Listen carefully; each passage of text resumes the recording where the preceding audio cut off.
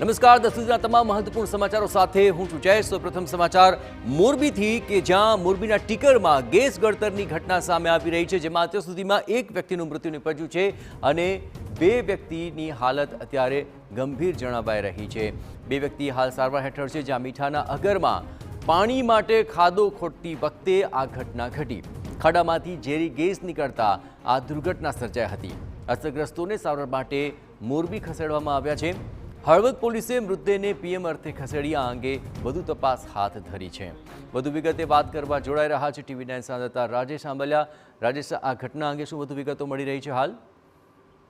જી, મોરબી જિલ્લાનો જે હળવદ તાલુકો છે ત્યાં ટીકર ગામ ખાતે જે મીઠાના આગરો આવેલા છે ત્યાં ખાડો ખોદવામાં આવી રહ્યો હતો ને તે જ સમયે ખાડામાંથી જે ઝેરી ગેસ નીકળતા એક વ્યક્તિનું જે ઘટના સ્થળે મોત થઈ ગયું હતું ને બે વ્યક્તિને અસર થતા તેને સારવાર માટે મોરબી ખસેડવામાં આવ્યા છે।